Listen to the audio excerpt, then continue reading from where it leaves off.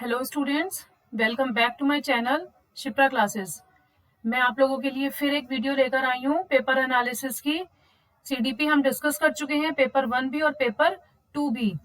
आप सबने I hope वो वीडियोस देख ली होंगी और अपने क्वेश्चंस आंसर्स मैच कर लिए होंगे। अब मैं पेपर आपके लिए लेकर आई हूँ हिंदी का सीडीपी पेपर 1। तो हिंदी के क्वेश्चंस आप लोग मैच कर लीजिएगा और पूरी कोशिश करी है कि आपके पास तक सही आंसर पहुंच पाए सही तरीके से। तो स्टार्ट करते हैं हम अपना क्वेश्चन नंबर 31 से। जिन भी स्टूडेंट ने फर्स्ट लैंग्वेज हिंदी चूज करी थी और सीडीपी पेपर 1, तो वो लोग अपना क्वेश्चन पेपर यहाँ से एनालाइज कर सकते हैं। तो देखिए, फर्स्ट क्वेश्चन जो था, एक आपको पद्यांश दिया गया था। एक्सप्लेनेशन तो एकदम से मैं आपको नहीं करवा पाऊंगी क्योंकि मुझे अभी आगे आपको और भी वीडियोस के एनालिसिस करवाने हैं। तो डायरेक्ट मैं आपको आंसर्स बताती हूँ। जब एक्सप्लेनेशन की ज्यादा नीड होगी वहाँ एक्सप्लेनेशन भी प्रोवाइड करूंगी। और अगर आपको लगता है किसी क्वेश्चन में आपको एक्सप्लेनेशन चाहिए अच्छे से, तो आप प्लीज मुझे कमेंट कीजिएगा, मैं उस क्वेश्चन का एक्सप्लेनेशन आपको अच्छे से प्रोवाइड कर दूंगी। चलिए स्टार्ट करते हैं हम अपना क्वेश्चन नंबर 31। तो देखिए, जो पद्यांश हमको दिया गया था उस पद्यांश को पढ़ के हमें इसके आंसर करने थे 31 से लेके 34 तक के क्वेश्चंस के। तो हमारे पास पद्यांश था, ककुप शोभित गोरज बीच से निकलते ब्रजबल्लभ यो लसे, कदन जो करके दिशि कालिमा, विलसता नभ में नलिनीश है, अच्छी पुष्प अलंकृत कारिणी, शरद नील सरोरु रंजनी, नवल सुंदर श्याम शरीर की, सजल नीरज सी कलकांति थी। तो ये एक पद्यांश दिया गया था जिसका आंसर्स आपको देने थे। आंसर्स क्या देने थे? आपसे पूछा जा रहा है फर्स्ट क्वेश्चन में कि प्रस्तुत पद में कौन सा छंद है। तो सबसे पहले आपको ये पता होना चाहिए कि जो आपको फर्स्ट क्वेश्चन गिवन है और जो आपको पद्यांश गिवन है उसके हिसाब से इस पद्यांश में कौन सा छंद है। तो इसमें जो छंद है वो है द्रुत विलंबित। इसमें कौन सा छंद है? द्रुत विलंबित। तो इसका आंसर जो हो जाएगा वो हो जाएगा ऑप्शन बी। नवल सुंदर श्याम शरीर की, सजल नीरज सी कल कांति थी। उपयुक्त पद में आपसे पूछा जा रहा है अलंकार। तो देखिए, अलंकार, समास, छंद, ये सब आप लोग पढ़ के गए होंगे, तो इनके मैं समझती हूँ कि मीनिंग्स आपको सबको पता होंगे। अभी मीनिंग ना समझाकर मैं आपको क्वेश्चंस के सिर्फ आंसर प्रोवाइड कर रही हूँ। तो इसमें जो आंसर है वो है उपमा अलंकार। इसमें कौन सा अलंकार है? उपमा अलंकार। नेक्स्ट क्वेश्चन है, श्याम शरीर की कल कांति को शरद नील सरोरु रंजनी कहने में क्या साहित्यिक विशेषता है। तो इसमें एक साहित्यिक विशेषता पूछी जा रही है। तो इसमें जो हो रहा है, उपमेय उपमान में समानता व्यक्त की गई है, श्याम शरीर की शोभा उद्घाटित की गई है, उपमान की अपेक्षा उपमेय का उत्कर्ष वर्णन किया गया है, या फिर उपमान और उपमेय का अभेद वर्णन किया गया है। तो इसका ऑप्शन है डी करेक्ट, उपमान और उपमेय का अभेद वर्णन किया गया है। क्वेश्चन नंबर 34 है, गोरज शोभित दिशा से निकलते हुए ब्रजवल्लभ की तुलना किससे की गई है। तो जो आपको पद्यांश दिया गया है उसमें जो गोरज शोभित दिशा है उससे जो ब्रजवल्लभ निकल रहा है उसकी तुलना किससे की गई है। तो पद्यांश के हिसाब से अगर हम देखें तो उसकी तुलना जो है अंधकार को दूर करने वाले चंद्रमा से की गई है। तो नेक्स्ट क्वेश्चन देखते हैं। अब हम अपना पद्यांश में 4 क्वेश्चन थे, अब हमारे पास आता है गद्यांश। अब गद्यांश तो आप सभी ने पढ़ ही रखा होगा। इसमें एक फर्स्ट लाइन में एक वर्ड है, ईर्ष्या में प्रत्युत्पादनी शक्ति बहुत कम होती है। प्रयत्नोत्पादनी, तो ये जो शब्द है व्याकरण की दृष्टि से क्या है? सारे क्वेश्चंस के आंसर्स लाने में काफी टाइम लग गया क्योंकि कुछ क्वेश्चंस ऐसे थे जिनके आंसर्स समझने में और निकालने में काफी टाइम लगा है। तो मोटिवेशन देते रहिए और प्लीज वीडियो को जैसे जैसे देखें लाइक शेयर एंड सब्सक्राइब भी करते रहिएगा आप लोग। तो प्रयत्नोत्पादनी का मीनिंग जो है व्याकरण की दृष्टि से पूछा जा रहा है कि व्याकरण की दृष्टि से वो क्या है प्रयत्नोत्पादनी। ठीक है, तो वो है विशेषण। प्रयत्नोत्पादनी शब्द व्याकरण की दृष्टि से क्या है? विशेषण। आप भी अपने आंसर्स मेरे साथ शेयर कीजिएगा। अगर आपको किसी क्वेश्चन में डाउट आता है कि आंसर मेरे हिसाब से वो गलत है और आपको लगता है कि आपने कुछ और किया है, तो हम उस पर भी चर्चा करेंगे। नेक्स्ट क्वेश्चन है, ईर्ष्या की उत्पत्ति का मूल कारण क्या है। ईर्ष्या की जो उत्पत्ति होती है उसका मूल कारण क्या है? क्रोधाधिक्य, आलस्य, नैराश्य, पुरुषार्थ, या फिर आलस्य से दूरी। तो देखिए, गद्यांश जो मैंने पढ़ा है तो उसके हिसाब से जो आंसर निकल कर आता है, ईर्ष्या की उत्पत्ति का मूल कारण है आलस्य और नैराश्य। ठीक है, दूसरों से ईर्ष्या का भाव कब पैदा होता है? जब व्यक्ति आलस्य और नैराश्य से घिर जाता है, जब प्रयत्न पूर्वक अपने उद्देश्य से सफल हो जाता है, जब व्यक्ति क्रोधाधिक्य की स्थिति में रहता है, या जब मन स्थिति विचलित रहती है।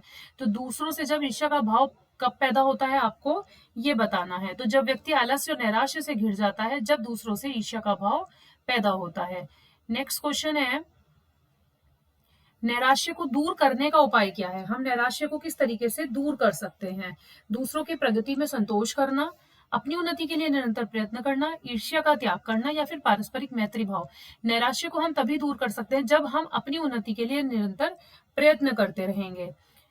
निम्नांकित में लिखित रचना का मूल तत्व क्या है? अब आपको बताना है कि इसमें से लिखित रचना का मूल तत्व। देखिए, शुद्ध उच्चारण, उच्चारण मतलब बोलना, शुद्ध वाक्य रचना, अभिनय दक्षता, अभिनय मतलब आप कोई अभिनय कर रहे हैं तो उसमें भी आप क्या करेंगे, बोलेंगे। वाक्पटुता, वाक्पटुता मीन्स भी क्या होता है, बोलना। तो कहीं ना कहीं जो मुझे आंसर इसका समझ में आया वो आया शुद्ध वाक्य रचना, क्योंकि शुद्ध वाक्य रचना को आप बोल भी सकते हैं और लिख भी सकते हैं।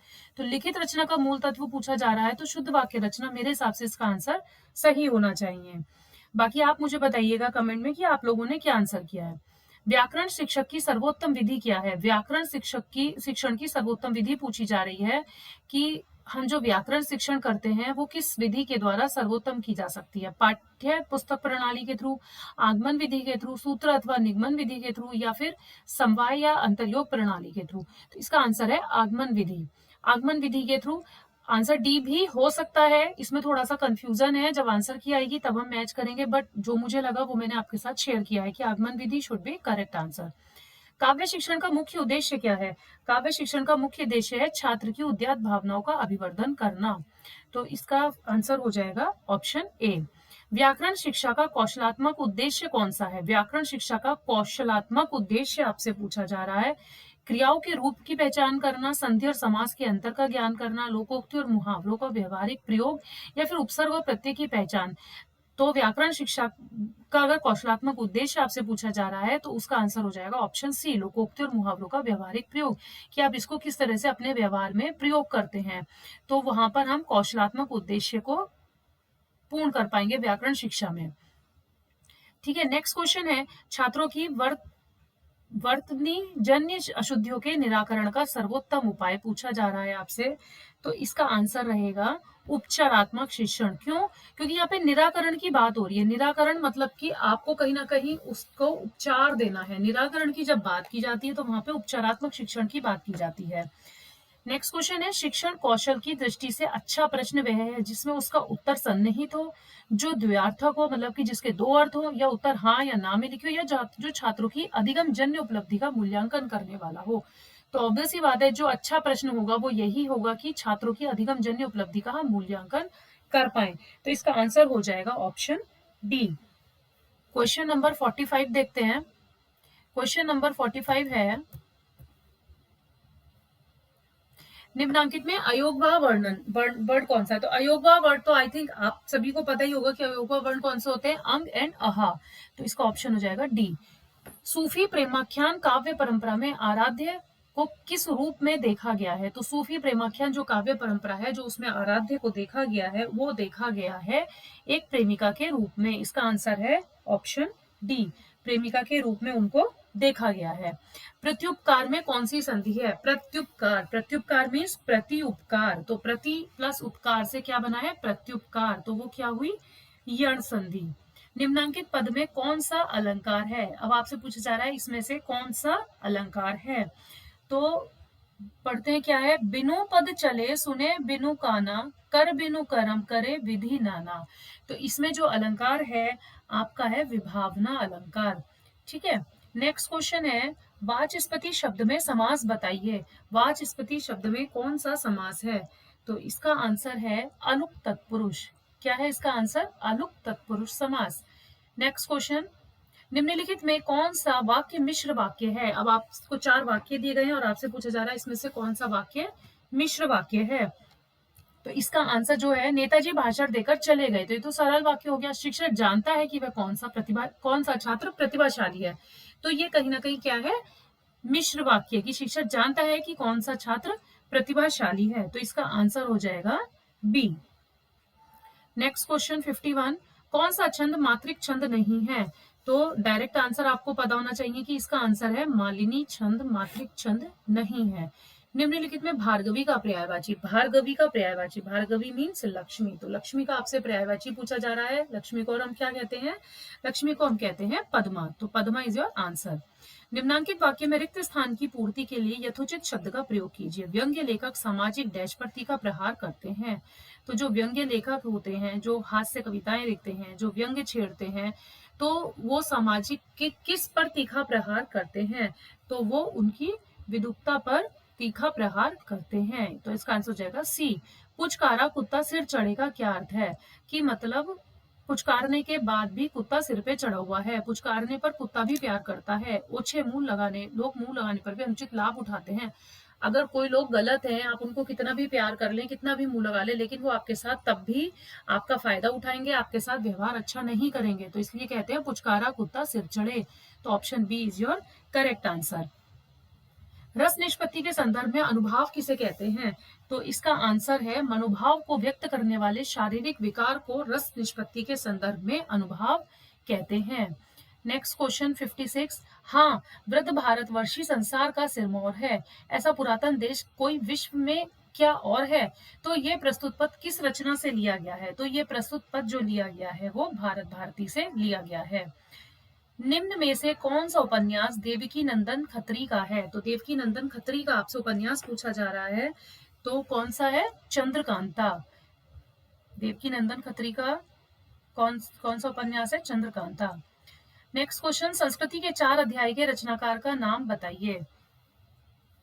तो संस्कृति के 4 अध्याय के रचनाकार का नाम है रामधारी सिंह दिनकर। द्विवेदी युग का नामकरण किसके नाम से हुआ है? ये आप सभी को पता होगा, आई थिंक आप सब सही भी करके आए होंगे। महावीर प्रसाद द्विवेदी से द्विवेदी युग का नाम हुआ है। ठीक है, नेक्स्ट क्वेश्चन है,